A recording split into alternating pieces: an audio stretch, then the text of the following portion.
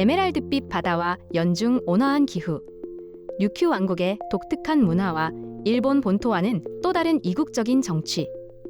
오키나와를 떠올릴 때 가장 먼저 그려지는 풍경들입니다.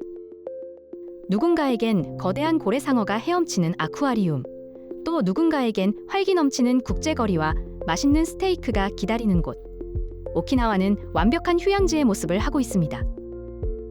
하지만 이번 여정의 목적지는 그 익숙한 풍경 뒤 도시 곳곳에 숨겨진 배려의 디자인을 찾아 나서는 것이었습니다. 휠체어도, 유모차도, 그 누구의 발걸음도 막히지 않는 도시. 모두를 위한 도시는 과연 어떤 모습일까요? 이번 기획 취재에서는 모두를 위한 도시인 오키나와를 걸어보며 오키나와가 가진 포용의 정신이 무엇인지 살펴보려고 합니다. 그 여정의 시작은 나하 공항에서부터입니다. 공항은 물론 도심 곳곳의 관광 안내소에서 오키나와의 포용성을 먼저 발견할 수 있었습니다. 한국어를 비롯한 다국어 안내 팸플릿이 완비되어 있고 직원들 또한 다양한 언어로 관광 문의에 직접 응대를 제공해 줍니다. 다국어로 안내를 받았던 경험은 여행지에서 보호받고 있다는 인상을 주어 안정감을 받을 수 있었습니다. 그 배려는 도시의 철학이 담긴 공공건축으로 이어집니다. 특히 오키나와 현립도서관은 공공건축 유니버셜 디자인의 교과서라 불리우기도 하는데요. 도서관은 아사히바시역과 버스터미널로부터 직접 연결되어 지식으로 향하는 첫 문턱을 완전히 없앴습니다. 이는 마치 은평구립도서관이 지하철 연신내역과 연결되어 있는 것과 같습니다.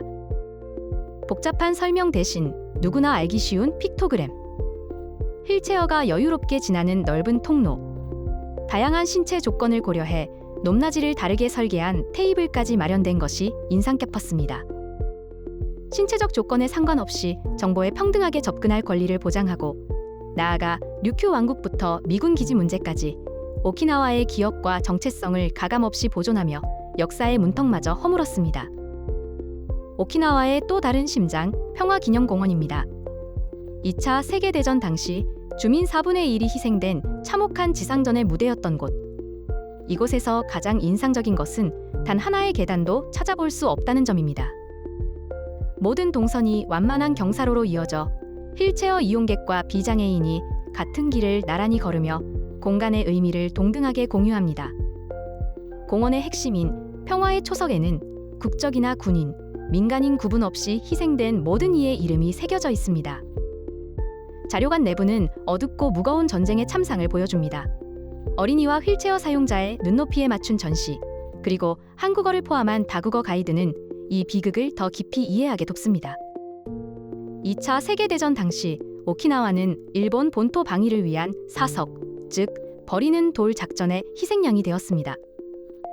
일본 내 유일한 지상전이 벌어진 이곳에서 주민의 4분의 1 이상이 목숨을 잃었습니다. 전쟁이 끝난 후에도 시련은 끝나지 않았습니다. 27년간의 미군 통치 시기를 거쳐 1972년 일본에 복귀했지만 오키나와의 현대사는 또 다른 비극을 마주해야 했습니다.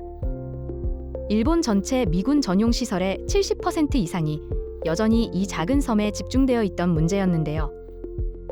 이 과도한 기지 부담은 오키나와가 현재까지도 홀로 감당하고 있는 또 다른 아픔이자 현실입니다. 오키나와의 현실을 마주하고 난 다음 전시의 마지막, 침잠했던 마음은 예상치 못한 위안을 얻습니다. 어두운 공간 끝에 펼쳐진 광활한 태평양. 방문객이 감정을 추스릴 수 있도록 의도적으로 배치된 이 공간은 마음까지 살피는 심리적 유니버설 디자인의 정수입니다. 이 모든 공간을 막힘없이 연결하는 혈맥이 바로 유이레일입니다. 거리에서 좌석까지 완벽한 베리어 프리 동선은 오키나와를 진정한 모두를 위한 도시로 완성합니다. 여기까지 오키나와가 가진 유니버셜 디자인의 한 축을 알아보았는데요.